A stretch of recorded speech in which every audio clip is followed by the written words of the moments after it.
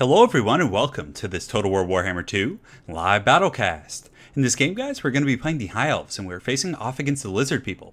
So as far as our army composition goes, we do have a Prince. So the Prince is going to be riding on the Sun Dragon. It's kind of the second tier of the High Elf Dragons, if I'm not mistaken. Still very strong, 460 weapon strength, pretty good stats across the board.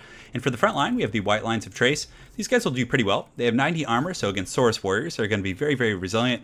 And honestly, for 800 gold, they can probably trade very evenly against Temple Guard. So to give us a little bit of kind of sustained anti-large, we do also have two groups of the Phoenix Guard. So Phoenix Guard will kind of be in that similar boat. They have too much armor for the Saurus Warriors to handle, and on top of that, they can pretty much fend off all of the big dinos. So I'm hoping it'll pan out. We'll definitely find out in a moment, I'm sure.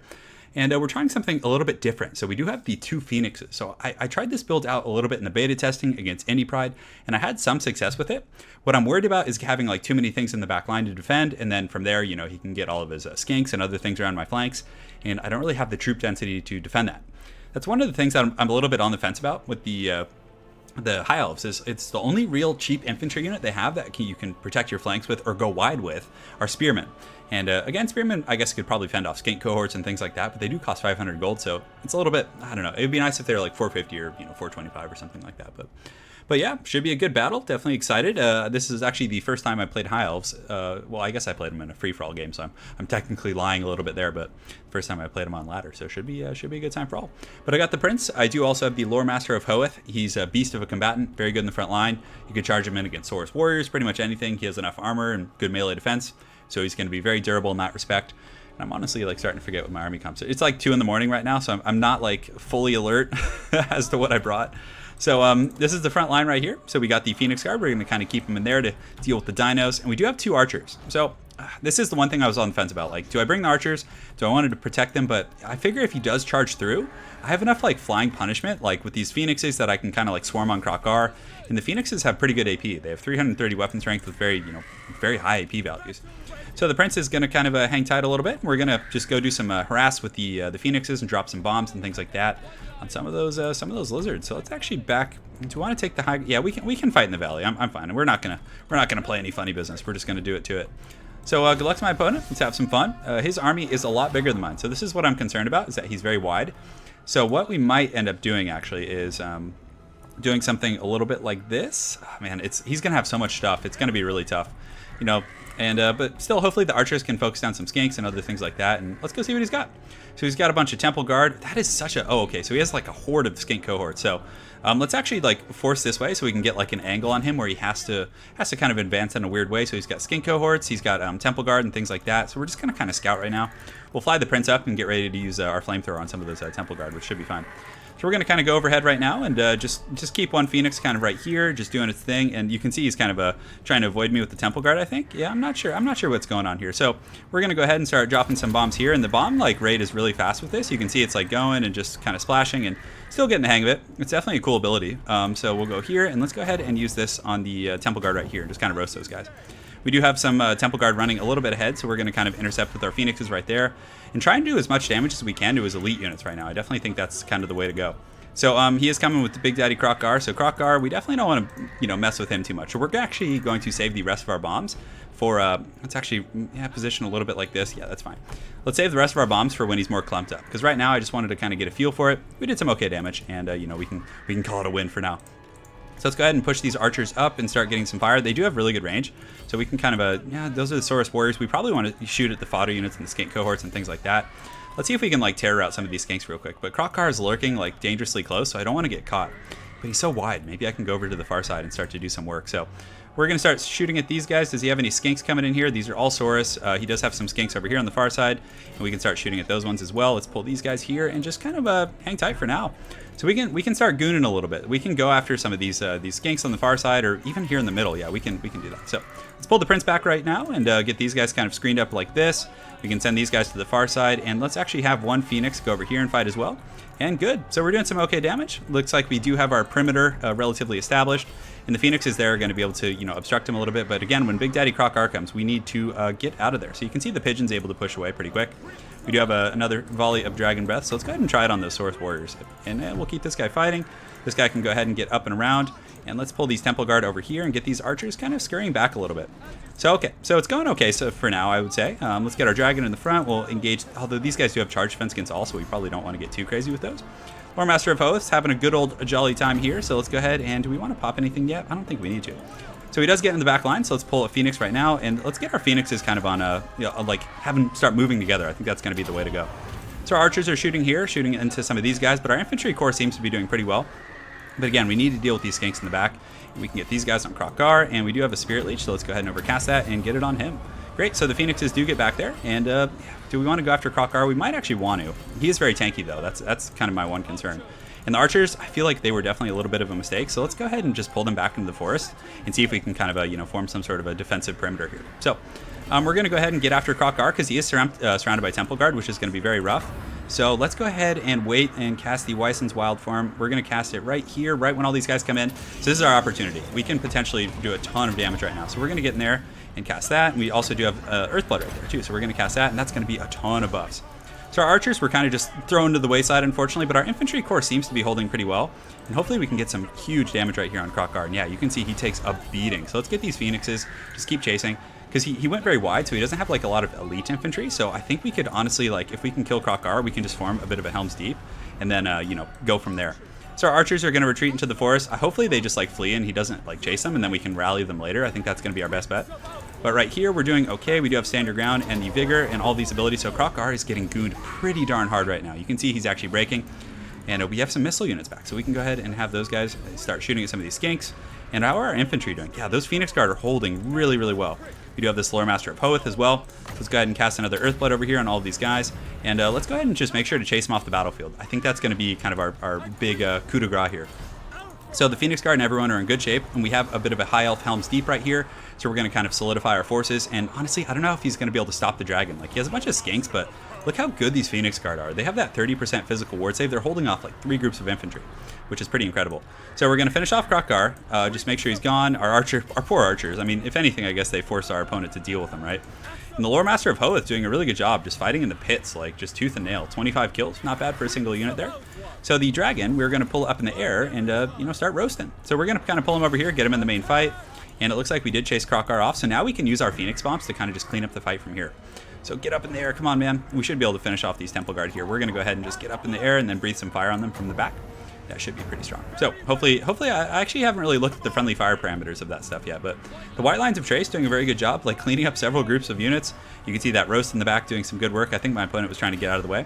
And these are actually Saurus warriors with spears, so we don't want to be fighting any of those guys. So we're going to be pulling these guys in, and you can see a ton of rampaging dinos. This is where we just go ham with the bombs. So this one right here, we can go ahead and have it join against these skinks and all that, and then this guy is going to come over here and do some bombs. So let's go ahead and get him right over the top of these guys. Looks like we're able to kind of push those guys away, which is good. And we do have these juicy Phoenix Bombs right now, which are going to be very good. I actually got to keybind that. I'm pretty sure you can. So okay, it's doing some damage. Yeah, all right, a little bit of this, a little bit of that. Yeah, you can see it's actually doing work against the lightly armored dudes there. And they're going to start scurrying, so we're going to keep bombing them. Oh yeah, give us that sweet goodness. So our forces are kind of coming over here. The balance of power is shifting in our favor. Things are looking pretty good. We'll get this other Phoenix kind of coming over here as well. And you know what? It might actually be more effective to get this guy up in the air and bomb. But I mean, the Fear and Terror is so good. And yeah, those guys are really, really good units. So we kind of had a bit of a Helm's Deep type formation. Very defensive. Elite units going that way. You still can go wide with them and bring like a ton of spears and a ton of archers, but you see how aggressively you got in my back line, like with all those skinks, because skinks have 48 movement speed. So unless you bring like silver helms, you're not going to be able to catch them like very easily. And the problem with bringing silver helms is they get hard countered by the Cold One Riders who have anti-large and armor piercing, whereas your guys will not have those same attributes. So yeah, let's just get in here. We'll drop some bombs on these guys, have some fun. Yeah, you can see a little bit of splash damage coming down. So we'll continue to fight the good fight, and let's get these guys coming right here. Go, go, go, go. Drop those bombs. Ooh, that's some big damage, actually. I'm pretty happy with that. So our Lore Master of Hoeth, we can go ahead and drop the Earthblood right here, give us some nice little juicy buffs, and our Phoenix over here actually broke, interestingly enough. We do have a ton of guys coming back from route as well, so let's go ahead and get them kind of fighting on some of these Saurus spears. And again, guys, my apologies for the delays. I feel so sloppy right now. I'm just man, I'm so late. It's like 3 a.m. right now, I think. Jeez. Anyways, the prince right here is doing a pretty good job kind of fending these guys off. He does have a lot of rampaging troops coming back, but without Kroq-Gar, he's not going to really have that, you know, unified force. And these Phoenix Guard here, despite the odds, are just fighting tooth and nail. Lord Master of Hoth, of course, gives you a very nice presence in the pits.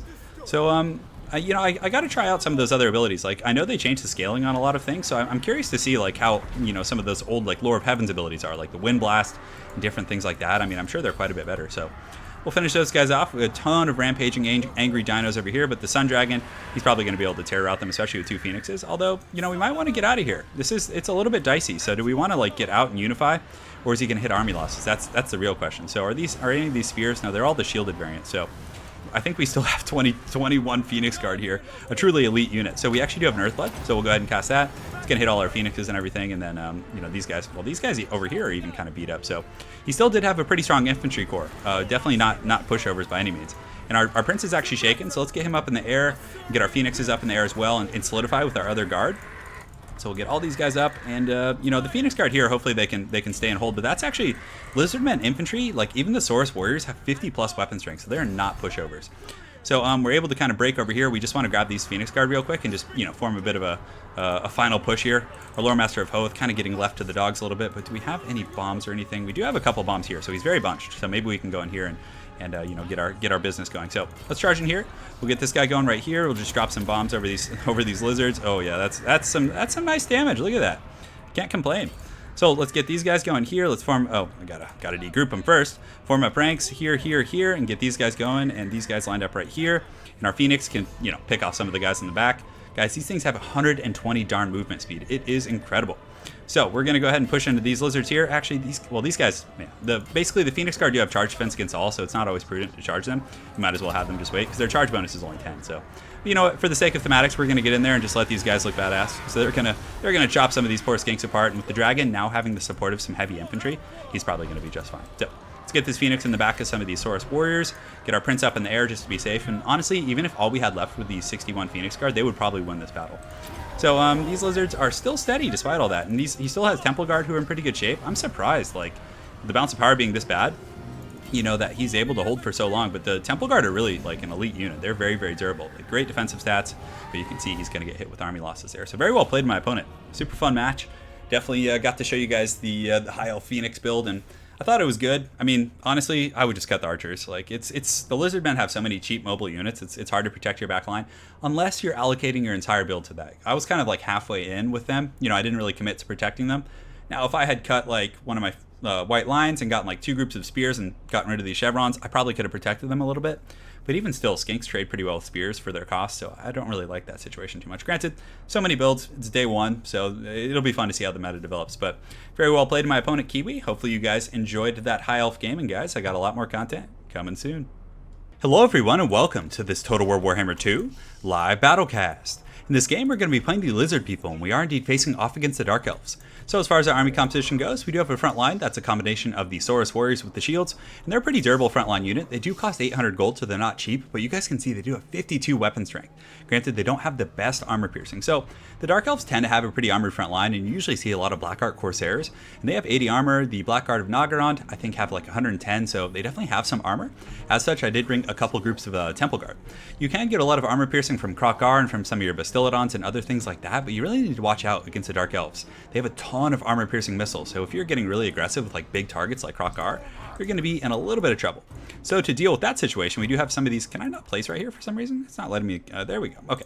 So I have a couple groups of skink cohorts. So the skink cohorts I use on the flanks, and I go after the missile units. They're very fast for an infantry unit. You can see they have 46 movement speed. So somewhat similar to Forsaken. Obviously, they don't hit quite as hard, but nonetheless, I still think they're a pretty good unit. So we also do have this Siege Bastiladon, the Templehof Bastiladon. And, you know, I figured I'd give him a try. I'm not a huge fan. It seems a little bit inaccurate, but at the end of the day, it's only a little bit more expensive than a regular Bastiladon, and it does have that nice missile attack, which can do good work against elite infantry. So if he tends to go, Blackguard and those very elite infantry, I might just sit back for a minute and just kind of tee off with my lizard up here. So we'll see how it goes. But good luck to my opponent. Let's have some fun, and hopefully we can keep Big Daddy Kroq-Gar alive. I do also have a skink priest, so. Okay, so we can see him down here, so we're going to scoot our little laser lizard up on the high ground. And this map is definitely good for me, because there's a lot of forest. So we're going to kind of scoot over a little bit, or yeah, we can just engage head on. Let's no play no games. The lizard people get straight to business. We have Flock of Doom, Amber Spear. It looks like he does have Malekith. So Malekith is very strong with his magic, but if he lands and Croc Arc and get a decent little surround, we'll be probably in pretty good shape. So my Lizard Master is in a good position here, so we want to target the Black Guard. And honestly, we can kind of just like hang tight for a minute and position right behind the Lizard and kind of like force him to come up this hill. Because he does have a Reaper Bolt Thrower, but yeah, I guess it's hitting my Lizard a little bit. But honestly, hitting that Black Guard, wow, that did huge damage to those Dark Shards. That's not even what I was trying to hit, but we'll take it. And, you know, again, gives us time to get our Winds of Magic and some other resources like that. But he does have a very small front line. It'll hold, though. The Black Guard and Aggron are you're going to trade relatively similar to my Temple Guard. I mean, I think they would win in a head-up engagement just because, you know, they're very, very elite. But a nice hit right there. That was juicy. So the Laser Lizard is really paying off right now, doing a ton of damage. So we're going to get in there with Krokgar. We definitely need to avoid his halberds and different things like that. So let's get these guys kind of crossing over like this. We'll get these guys kind of going against them. These guys can go here, and these guys can go right here. And these two skanks, we want to like peel them off and up into the forest and go after his missile units back there. And honestly, these skanks we can kind of scurry around this way. And the crystal one, we need to move this up. And yeah, we can just engage that against Corsairs. We have some good healing there. So the Laser Lizard is going to kind of keep shooting at these guys. No problem with that. Krokgar can kind of just hang back. We really need to make sure we stay out of range of the freaking Dark Shards, because those guys will really mess Krokgar up. So I think honestly we just hang tight right now and see what he wants to do. So we got our skinks kind of scurrying around the flank over here. We do have a couple scurrying around the far side as well. So these guys can kind of go ahead and engage on the Bolt Thrower. And the fighting is underway. So we do have their Revivification Crystal. Try saying that fast. So we're going to pop that right away, give them some healing. Definitely very nice. And we do get some Harpies in the background. So that's why we kept some Spears. Harpy's definitely going to be okay at sniping a Skink Priest, who's, you know, going to be pretty squishy in that situation. And our Skinks are scurrying around here, so my opponent's back line is going to get compromised really quick here. So let's engage these Saurus and these Temple Guard and these other guys against the guard here. Let's actually get the Temple Guard on those. These guys here, and you can see the Skinks are so darn quick. They actually snuck around the back, and my opponent wasn't able to stop them. So let's go ahead and get Krokgar in the front line. He can essentially just start fighting as he pleases now, since, you know, my opponent's back line is compromised. Not really, you know, too many huge threats here. So we do have all our skinks back here, kind of just chasing, and, you know, he's not going to be able to scurry away from these guys. They're very, very fast. So we probably want to pull the Saurus Warriors in the front and have them collapse here, but it looks like my opponent's line is indeed collapsed a little bit. Let's go ahead and check our crystal right here. We do have 30 seconds on that. We do have a Flock of Doom as well, so let's go ahead and cast that back there. Definitely a good target, but again, we're a little bit out of range. So let's get our spears, pull them up here. We do have Big Daddy Krokgar, and yeah, he's just going ham here. So you can see the line of the I was about to say the Lizard Elves, but the Lizardmen here, the line of the Dark Elves, is collapsing a little bit. We can engage these Black Guard, and the Skinks, I'm telling you, just going wide and just having like a whole, you know, beastly back line of these Skinks is going to be very effective. So we actually had some cold ones in the forest. I'm not sure if he forgot about those guys, if he was laying a trap until the last moment. But regardless, the cold ones wouldn't have done terribly well against the skanks, you know, because again, skanks are kind of fodder units and they can really muck up a, you know, slow attacking unit like a cold one. So we've gotten into the back line. Let's go ahead and push on these cold one knights here. Krokgar is doing pretty well. So this ability right here, guys, I wanted to show you this. This is the Hand of the Gods. So we're going to shoot it right now on this guy, on Malekith, and watch how much damage it does if it actually hits. So, let's do a 2-for-1. So we're going to blast him with Hand of the Gods, and then can we get him with the Ember Spear too? We're going to try our best. Anyways, these guys are starting to get a little bit low. We do have our Laser Lizard, so let's have it start shooting at Malekith. Oh, and it looks like the Ember Spear just horribly missed. And we probably don't want to use the Wyson's Wild Form on those guys. We'll go ahead and use it on one of these Temple Guards. So they're doing well here. You can see my opponent's line is collapsing. He does have some troops coming back from deep route, so let's get our spears re-engaged on those guys. We do have this crystal coming up, but why is that not up? I could have sworn it was on cooldown, but I think he actually has the Destroyer. It's an item on Malekith that I think actually adds 45 seconds to the cooldown or something. So we're going to use this on we're going to use it on itself, can we? Oh, no, we can't. So we just got to look for someone who's kind of beat up. We'll get these Temple Guard right here, and it looks like we were able to kind of crumble this whole situation over here. So we're just going to kind of keep pushing in here. We do have Cold-Blooded, so we can actually use it on himself to heal him up, which we're going to do right now. Or we could have used it on Krokgar if we so chose. Definitely very, very cool stuff. So the Laser Lizard is a little bit tied up with some of these Harpies right here, so let's get these guys coming down the hill. And the bounce bar is still even, but again, I'm feeling pretty confident here. I do have some troops that I've been a little bit lazy with, but he's got some Cold One Knights, and my poor Skank here is probably going to get hunted down, but you know what? It's gonna be okay. So we're going to start shooting at Malekith right there. We do have our other Skinks coming down the hill. We should be able to sandwich anything that he has left, and yeah, let's actually send some of these Skinks to chase down these Dark Shards, and these ones right here can go ahead and chase down these ones. So basically, we just want to make sure he can't get his missiles back line and get any value out of those guys. And you can see the Laser Lizard is shooting up there pretty effectively. doing its job. And we have another Amber Spear. You know, Amber Spear, if it hits, can actually do some really serious damage. So we're going to cast this and the Swiftness of Itzel, which is going to kind of give us a nice little speed boost. And then we're going to go after these. And this, I mean, the Bastillodon can stand and fight, like, you know, pretty efficiently there. And then Big Daddy Krokgar is going to get a rear charge. That's going to be bad for Malekith because he does have anti-large and, you know, very, very good stats. So we do have our crystal right here, so we're going to go ahead and use it on our other Bastillodon, get a little cross healing right there, so he's going to waddle over there and heal. And that's something that's really cool about Lizardmen. They have a ton of sustainability, like, you know, 2 cold blood charges. This crystal right here gives us some good value. And you can see Malekith is up in the air, which is totally fine. We can zap him with some lasers. Should be fun. Balance of power starting to shift in our favor, so we're going to kind of keep moving forward right now. Looks like our skinks are doing a good job chasing those guys down in the back, so we'll go clean up some of these Blackguard over here. And Krokgar's in good shape, so I love this thing. This is so cool, and it's actually good against Dark Elves, because Dark Elves don't really have good artillery, like, and against a faction that had, like, you know, the Hammer of the Witches when the Mortal Empires comes in. You're going to have to worry about these type of things. But in this matchup, it's just like, oh no, not my other Bastillodon, not you. So we're going to run him back this way, and Krokgar can, I don't want to pop the cold-blooded on him right now, but yeah, let's go ahead and do it. So that would have healed him. But it's good, because the Dark Elves tend to bring pretty elite infantry, like the Blackguard and Nagrand, and you saw how much damage my Laser Lizard was doing to them, as well as those Corsairs in the back, or the Dark Shards. So that was really solid. I mean, great utility. We got some good self-healing from the Revivification Crystal. Man, I cannot say that. Just try your best. Say that 3 times fast. If you guys can do it, man, I'll be truly impressed. But yeah, it was good. And the Skinks, I'm telling you, are the key to success in that matchup. You get them up and around the flanks, you pressure, you get some work done.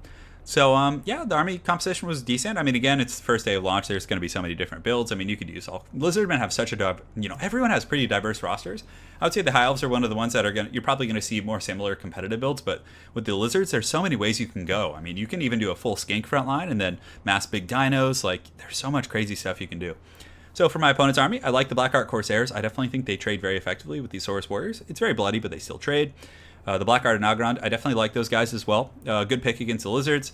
You know, they did kind of get forced out of position a little bit because what happened was when I got up and around the flanks and my skinks were chasing his archers, he pulled the Blackguard back. So then they kind of like lost their flanks and were able to get kind of surrounded and got forced into a rough situation. Dark Shards with shields, you probably don't need the shields against the Lizardmen, because again, Lizardmen are going to bring like skink skirmishers, but they have really poor range anyways, and they're probably going to be targeting like some of your big, you know, Malekith or Harpies or, you know, a dragon or whatever you bring. So Cold One Knights, I really like that pick as well. Gives you anti-large and armor piercing against the Bastillodon to different things like that. I'm not sure if he left them back to wait for me to overextend, because when I moved Krokgar up, he then came after me with the Cold One Knight. So I'm not sure if he was being really patient, waiting for me to overextend, or if he had forgotten about them, but hopefully he didn't forget about them. But they're a really good choice. Harpies I probably wouldn't bring, and the Reaper Bolt Thrower, not a bad idea. I mean, he was, you know, trading with my Laser Lizard a little bit there in the beginning, so definitely not bad. So very well played to my opponent. Bay, oh man, that's a tough one for me, man. I'm gonna admit.